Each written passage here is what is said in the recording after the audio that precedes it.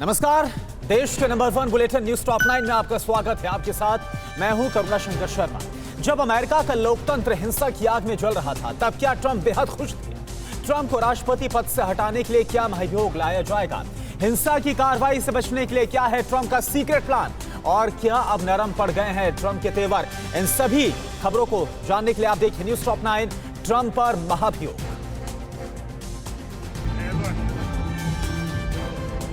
Donald Trump को लेकर एक सनसनीखेज खुलासा सामने आया है। जिस वक्त अमेरिकी संसद में उनके समर्थक उपद्रव कर रहे थे, उस वक्त ट्रंप उन्हें टीवी पर देखकर सेलिब्रेट कर रहे थे। ट्रंप के बेटे और खुद ट्रंप इस दौरान खुशी मना रहे थे। ट्रंप ने पहले समर्थकों को भड़काया था, फिर सेलिब्रेट किया था। अमेरिका में ट्रंप को राष्ट्रपति पद से हटाने के लिए ट्रंप के खिलाफ जल्द महाभियोग लाया जा सकता है। इसके लिए प्रस्ताव तैयार कर लिया गया है। सीनेट इल्हान ओमर ने महाभियोग का प्रस्ताव तैयार किया है।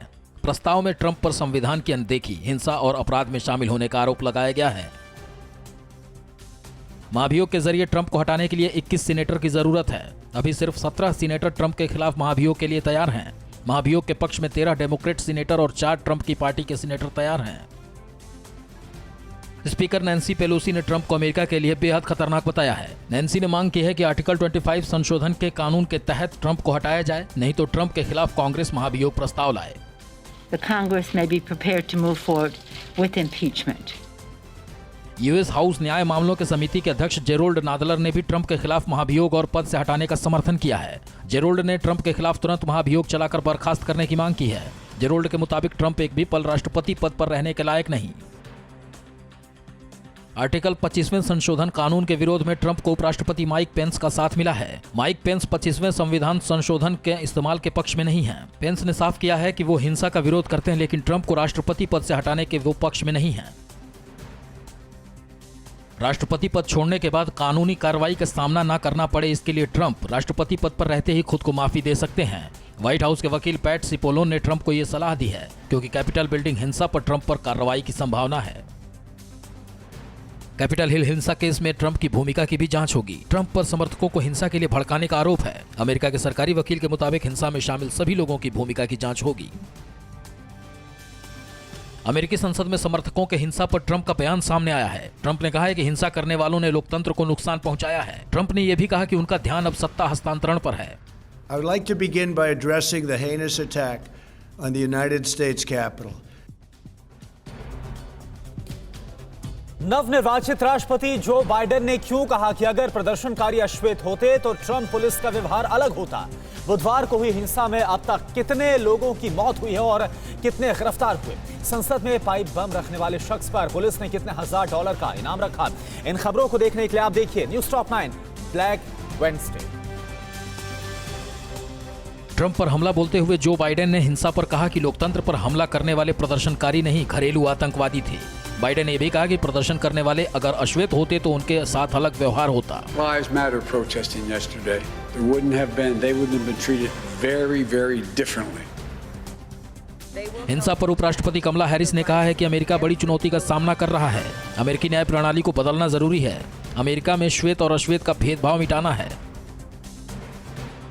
एक एक कर डोनाल्ड ट्रंप के करीबी उनका साथ छोड़ते जा रहे हैं। ट्रंप के एक और करीबी मंत्री बेस्टी डेवोस ने साथ छोड़ते हुए पद से इस्तीफा दे दिया है। बेस्टी डेवोस अमेरिका के शिक्षा मंत्री थे। पिछले 24 घंटे में ट्रंप के 6 करीबियों ने अपना इस्तीफा दे दिया है।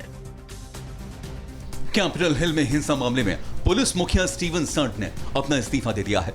इस्तीफा देने से पहले स्टीवन ने कहा कि ट्रंप समर्थक अपराधियों और दंगाइयों जैसा व्यवहार कर रहे थे। पुलिस ने अपना काम बखूबी निभाया है। उम्मीद है कि पुलिस सभी आरोपियों की पहचान कर कार्रवाई करेगी। FBI ने उस शख्स की फोटो जारी की है जिसने हिंसा के दौरान कैपिटल हिल में पाइप बम रखे थे। FBI इस शख्स की जोर शोर से तलाश कर रही है। FBI ने इसे पकड़ने के लिए $50,000 के इनाम का ऐलान किया है। कैपिटल बिल्डिंग हिंसा में मरने वालों की संख्या 5 पहुंच गई है। हिंसा में गंभीर रूप से घायल एक पुलिस वाले की मौत हुई है। वहीं बुधवार को हिंसा में एक महिला समेत 4 लोगों की मौत हुई थी। महिला की मौत गोली लगने से हुई थी। अमेरिकी संसद हिंसा मामले में वाशिंगटन पुलिस ने अब तक 68 दंगाइयों को गिरफ्तार किया है। गिरफ्तार होने वालों में 60 पुरुष और 8 महिलाएं हैं। पुलिस बाकी दंगाइयों की तलाश में जुटी है। हिंसा में करीब 56 पुलिसकर्मी घायल हुए हैं। अमेरिकी संसद में हुई हिंसा के मामले में अब तक 15 केस दर्ज किए गए हैं। उपद्रवियों पर अवैध तरीके से बिल्डिंग में घुसने, सरकारी संपत्ति को नुकसान पहुंचाने, हंगामा के दौरान फायरिंग का केस दर्ज किया गया है। वहीं वॉशिंगटन पुलिस दंगाइयों पर राजद्रोह का भी चार्ज लगाने की तैयारी में है। हिंसा के बाद वॉशिंगटन डीसी में 6200 नेशनल गार्ड की तैनाती की गई है। कैपिटल हिल के अंदर और बाहर दोनों जगह नेशनल गार्ड तैनात किए गए हैं। कैपिटल हिल की सुरक्षा के लिए चारों तरफ कांटेदार बाड़ लगाने की तैयारी है। वहीं अगले 30 दिनों तक नेशनल गार्ड की तैनाती रहेगी। संसद में जो बाइडेन की जीत पर मुहर लगने के बाद क्या बोले डोनाल्ड ट्रंप? हिंसा को लेकर अमेरिका के जानी दुश्मन ईरान और चीन ने ट्रंप पर कैसे साधा निशाना? इन खबरों को आप देखिए news top 9 Trump versus Biden में। अमेरिकी कांग्रेस ने राष्ट्रपति चुनाव में जो बाइडेन की जीत पर मुहर लगा दी है। जो बाइडेन को 306 इलेक्टोरल कॉलेज वोट मिले हैं। राष्ट्रपति बनने के लिए 270 वोटों की जरूरत होती है। अमेरिकी कांग्रेस की तरफ से जो बाइडेन की जीत पर मुहर लगने के बाद राष्ट्रपति डोनाल्ड ट्रंप ने कहा कि 20 जनवरी को कानून के मुताबिक जो बाइडेन को सत्ता का हस्तांतरण किया जाएगा। ट्रंप ने कहा कि वो चुनावी नतीजों का समर्थन नहीं करते, लेकिन इसके बावजूद बाइडेन को सही तरीके से सत्ता सौंपेंगे। ट्रंप ने कहा है कि वो चुनाव में हुई धांधली के खिलाफ लड़ाई जारी रखेंगे। ट्रंप ने चुनाव नतीजों के लिए एक बार फिर कोर्ट में जाने के संकेत दिए हैं। उन्होंने अपने समर्थकों से एकजुट और शांत रहने की अपील की है। अमेरिका की पूर्व रक्षा मंत्री और ट्रंप के करीबी रहे जेम्स मैटिस ने कैपिटल हिल में हुई हिंसा के लिए ट्रंप को जिम्मेदार ठहराया। जेम्स मैटिस ने कहा कि ट्रंप एक दिन अकेले रह जाएंगे। मैटिस ने कहा कि ट्रंप ने लोकतंत्र को नुकसान पहुंचाया और समर्थकों को हिंसा के लिए भड़काया। चीन ने अमेरिका में हुई हिंसा को हांगकांग में हो रहे प्रदर्शन से जोड़ा है। चीन ने कहा कि जैसे हांगकांग में संस्थाओं को प्रदर्शनकारी निशाना बना रहे हैं, कुछ ऐसा ही अमेरिका में हुआ। चीन ने कहा कि अमेरिका को उसके कर्मों का भुगतान करना पड़ रहा है। ईरान ने कैपिटल हिल में हुई हिंसा को लेकर अमेरिका का मजाक उड़ाया है। ईरान के राष्ट्रपति हसन रूहानी ने कहा कि अमेरिका का लोकतंत्र कमजोर है। रूहानी ने उम्मीद जताई है कि जो बाइडेन सत्ता संभालने के बाद अमेरिका की लोकतांत्रिक संस्थाओं को मजबूत करेंगे। ब्रिटेन के पीएम बोरिस जॉनसन ने कहा कि कैपिटल हिल में हुई हिंसा खतरनाक है। जॉनसन ने कहा कि ट्रंप ने अपने समर्थकों को हिंसा के लिए उकसाया। ब्रिटेन ने कहा कि हिंसा से लोकतंत्र को नुकसान नहीं पहुंचाया जा सकता। ब्रिटेन ने जो बाइडेन की जीत को सर्टिफाइड करने का स्वागत किया। इजराइल के प्रधानमंत्री बेंजामिन नेतन्याहू ने कहा कि अमेरिका का लोकतंत्र हमेशा हमें प्रेरित करता है। नेतन्याहू ने कैपिटल हिल में हुई हिंसा को दुखद बताया। उन्होंने कहा कि अमेरिका में लोकतंत्र की जीत हुई और लोकतंत्र और मजबूत होगा। जर्मनी की चांसलर एंजेला मार्केल ने कहा कि कैपिटल हिल में हुई हिंसा लगातार झूठ और नफरत का नतीजा है। मार्केल ने कहा कि अमेरिकी लोकतंत्र मजबूत है। फ्रांस के राष्ट्रपति मैक्रो इमैनुएल ने कहा कि हम उन लोगों की हिंसा से हार नहीं मानेंगे जो लोकतंत्र पर सवाल खड़ा करना चाहते हैं। मैक्रो ने कहा कि वॉशिंगटन में जो कुछ हुआ वो पूरा अमेरिका नहीं है। आतंकी मसूद अजहर के खिलाफ गिरफ्तारी वारंट जारी। चीन ने क्यों दिया अमेरिका को धमकी और क्या अमेरिका में अलीबाबा पर लगेगा बैन? दुश्मन मुल्कों की हिमाकतों से जुड़ी बड़ी खबरें न्यूज़ टॉप 9 दुश्मन चीन पाक। पाकिस्तान की एंटी टेरर कोर्ट ने टेरर फंडिंग के आरोप में प्रतिबंधित जैश ए मोहम्मद के प्रमुख मसूद अजहर के खिलाफ गिरफ्तारी वारंट जारी किया है। कोर्ट ने आतंकी मसूद को तुरंत गिरफ्तार कर कोर्ट के सामने पेश करने के भी निर्देश दिए हैं। पुलवामा हमले के बाद अंतर्राष्ट्रीय दबाव बढ़ने पर पाकिस्तान सरकार ने जेईएम प्रमुख के बेटे और भाई समेत प्रतिबंधित आतंकी संगठन के 100 से ज्यादा सदस्यों को गिरफ्तार किया था। सरकार ने जैश ए मोहम्मद, जमात उद दावा और फलाही इंसानियत फाउंडेशन की संपत्तियों को अपने कब्जे में ले लिया था। मसूद अजहर को संयुक्त राष्ट्र सुरक्षा की परिषद ने ग्लोबल आतंकी घोषित कर रखा है। इसके लिए भारत ने कई बार कोशिश की, लेकिन हर बार चीन अड़ंगा लगाता रहा था। चीन संयुक्त राष्ट्र सुरक्षा परिषद का स्थायी सदस्य है। पाकिस्तान भारत के खिलाफ अपनी हरकतों से बाज नहीं आ रहा। दुनिया कोरोना से मुक्ति के लिए परेशान है और वैक्सीन के निर्माण में लगी हुई है, लेकिन पाकिस्तान के पीएम इमरान खान सेना के साथ मिलकर हथियारों को तैयार करने में लगे हुए हैं, जबकि वहां की जनता महंगाई से परेशान है।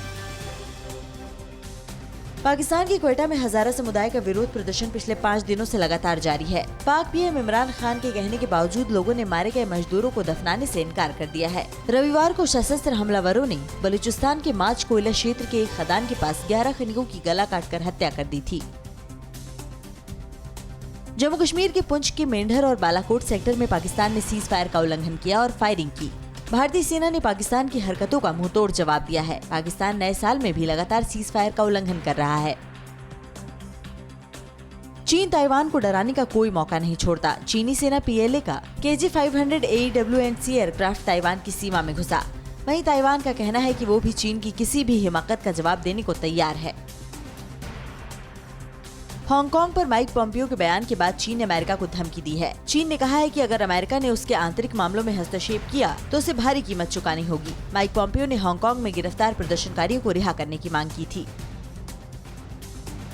अमेरिका आने वाले दिनों में चीन पर और भी कई कड़े प्रतिबंध लगा सकता है। अमेरिका चीन की कंपनी अलीबाबा और टेंसेंट को भी बैन करने पर विचार कर रहा है। इससे पहले अमेरिका चीन की कई कंपनियों पर प्रतिबंध लगा चुका है। और आज सरकार और किसानों के बीच 9वें दौर की वार्ता है। आज क्या है नया प्लान, क्या मानेंगे किसान? तो पूरे देश में वैक्सीनेशन का ड्राई रन भी आज जारी है। कोरोना के खिलाफ महामिशन लगातार आगे बढ़ रहा है। राष्ट्रीय खबरों में और क्या है आप देखिए न्यूज़ टॉप 9 नेशनल न्यूज। कृषि कानून को लेकर चल रहे किसान आंदोलन का 44वां दिन है। आज दोपहर 2 बजे सरकार के साथ किसान संगठनों की 9वें दौर की बातचीत होगी। इससे पहले 4 जनवरी को हुई बैठक बेनतीजा रही थी। किसानों का कहना है कि सरकार अगर कानूनों को वापस नहीं लेती तो 26 जनवरी को ट्रैक्टर परेड होगी। नानकसर गुरुद्वारा के प्रमुख बाबा लाखा सिंह ने कृषि मंत्री नरेंद्र सिंह तोमर से मुलाकात की। उन्होंने कहा कि वार्ता अच्छी थी, हमने समाधान खोजने की कोशिश की। कृषि मंत्री ने कहा कि वो समाधान खोजने में उनके साथ हैं। भारतीय किसान यूनियन के प्रवक्ता राकेश टिकैत ने कहा कि हम 26 जनवरी को परेड में भाग लेंगे। एक तरफ टैंक होंगे और दूसरी तरफ ट्रैक्टर। परेड में हिस्सा लेने के लिए किसान 26 जनवरी को बड़ी संख्या में दिल्ली आएंगे। गुरुवार को हुई ट्रैक्टर रैली भी अच्छी रही। आज दूसरे ड्राई रन के मौके पर केंद्रीय स्वास्थ्य मंत्री डॉक्टर हर्षवर्धन ने तमिलनाडु के राजीव गांधी सरकारी सामान्य अस्पताल का दौरा किया। उन्होंने कहा कि वैक्सीनेशन के लिए पूरे देश में सॉलिड तैयारियां की गई हैं। मुंगेर के असरगंज में स्कूल खुलते ही शिक्षकों समेत 25 बच्चों के कोरोना पॉजिटिव मिलने से हड़कंप मच गया। मुंगेर सदर अस्पताल के civil surgeon doctor Ajay Bharti ने बताया कि स्कूल खुलने के बाद स्वास्थ्य विभाग की टीम रेंडमली जांच के लिए गई थी, जिसके बाद शिक्षकों समेत 25 बच्चे कोरोना पॉजिटिव मिले। बीजेपी अध्यक्ष जेपी नड्डा कल पश्चिम बंगाल के बर्धमान के कटवा में 5 किसानों के घर से एक मुट्ठी चावल अभियान का आगाज करेंगे। अन्नदान लेने के बाद नड्डा बर्धमान शहर में रोड शो करेंगे। चुनाव से पहले लोगों से सीधे जुड़ने के लिए बीजेपी ने यह कार्यक्रम तैयार किया है। पश्चिम बंगाल में इसी साल होने वाले विधानसभा चुनाव के लिए कांग्रेस ने भी कमर कस ली है। कांग्रेस आज ममता सरकार के खिलाफ धर्मतल्ला चलो अभियान चलाएगी और चिटफंड में सब कुछ गंवा चुके निवेशकों को उनका पैसा वापस दिलाने की मांग करेगी। इस अभियान का नेतृत्व अधीर रंजन चौधरी करेंगे। सेना प्रमुख जनरल MM नरवणे 3 दिन के दक्षिणी कमान के मुख्यालय पुणे पहुंचे। आर्मी चीफ ने सैन्य तैयारियों का जायजा लिया और उनके जीवन में सुधार के लिए समीक्षा की। उन्होंने कोरोना महामारी के दौरान की गई सैन्य सहायता पर भी चर्चा की। वायुसेना प्रमुख RKS भदौरिया ने ईस्टर्न एयर कमांड का 2 दिन का दौरा किया। इस दौरान उन्होंने वायुसेना और सेना के कमांडरों के साथ बात की और ऑपरेशनल तैयारियों का जायजा लिया। बदायूं गैंगरेप मर्डर केस का मुख्य आरोपी गिरफ्तार किया गया। अखिलेश यादव ने लगाई कामतगिरी की परिक्रमा। प्रतापगढ़ में लोगों ने गुलाबी डॉल्फिन को मार डाला। प्रदेशों से जुड़ी बड़ी खबरें कौन सी हैं न्यूज़ टॉप 9 राज्य में आप देखिए। यूपी के बदायूं गैंगरेप मर्डर केस के मुख्य आरोपी बाबा सत्यनारायण को पुलिस ने गिरफ्तार कर लिया है। ग्रामीणों ने खेत से बाबा को पकड़ा, पीटा और फिर पुलिस को सौंप दिया। आरोपी बाबा पर 50,000 रुपए का इनाम था। पुलिस बाबा के चेले और ड्राइवर की पहले ही गिरफ्तारी हो चुकी है। चित्रकूट दौरे पर गए यूपी के पूर्व सीएम अखिलेश यादव ने आज सुबह कामतगिरी मंदिर पहुंचकर पूजा अर्चना की। इस बीच अखिलेश यादव ने कार्यकर्ताओं के साथ 5 किलोमीटर की कामतगिरी परिक्रमा भी की। 2 दिन के चित्रकूट दौरे पर पहुंचे अखिलेश यादव बुंदेलखंड में समाजवादी पार्टी को मजबूत बनाने की कोशिश कर रहे हैं। महाराष्ट्र में एक्ट्रेस प्रीति तलरेजा ने अपने पति पर गंभीर आरोप लगाए हैं। प्रीति ने कहा कि उनके पति ने धर्म छिपाकर उनसे मस्जिद में शादी की थी और अब उन्हें शारीरिक और मानसिक रूप से परेशान कर रहे हैं। उन्होंने अपनी पूरी आपबीती सोशल मीडिया पर बताई। वहीं प्रीति के पति ने सारे आरोपों को गलत बताया है। फिलहाल ठाणे की कल्याण पुलिस ने मामला दर्ज कर मामले की जाँच शुरू कर दी है। झांसी में कार स्टार्ट करते समय भीषण आग लग गई। कार सवार लोगों ने कूदकर जैसे तैसे जान बचाई। इस घटना से काफी देर तक अफरा तफरी देखी गई। धू धू कर जलती कार की आग पर काबू पाने के लिए दमकल कर्मियों को बुलाना पड़ा। लखनऊ के अजीत सिंह हत्याकांड में पुलिस को कुछ अहम सुराग मिले हैं। बताया जा रहा है कि हत्या करने के बाद आरोपी बाइक से कमता बस अड्डे पहुंचे, फिर वहां से लाल रंग की डस्टर कार से फरार हुए। आरोपियों की कार शहीद पथ पर भी देखी गई है। पुलिस CCTV फुटेज के आधार पर लाल रंग की डस्टर कार की तलाश में जुट गई है। यूपी के बांदा जिले में जबरन निजी जमीन पर आरसीसी रोड निर्माण का विवाद खूनी संघर्ष में बदल गया। दो पक्षों में जमकर लाठी डंडे और गोलियां चली। इसमें एक शख्स की गोली लगने से मौके पर ही मौत हो गई, जबकि दोनों पक्षों के करीब 12 लोग घायल हो गए। तनाव को देखते हुए इलाके में पुलिस की तैनाती की गई है। उत्तराखंड के यमुनोत्री धाम में बर्फ की मोटी चादर बिछ गई है। गरुड़ गंगा समेत यमुना नदी में पानी भी बर्फ बन चुका है। यमुनोत्री धाम का तापमान -8 डिग्री तक पहुंच गया है। भीषण ठंड और बर्फबारी के बीच यमुनोत्री धाम में नियमित आरती हो रही है। इस दौरान घंटी और शंख की ध्वनि मंत्र मुग्ध करने वाली है।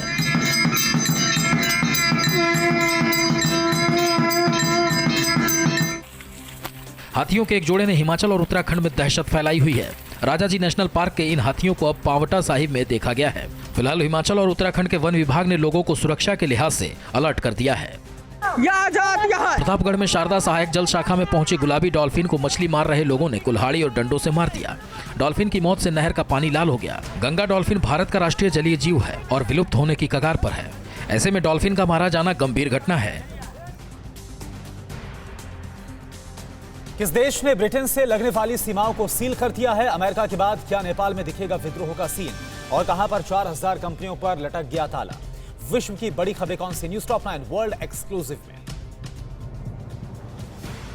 ब्रिटेन के नए स्ट्रेन के चलते दुनिया भर में दहशत है। अधिकतर देशों ने ब्रिटेन से आने वाली विमानों पर रोक लगाई हुई है।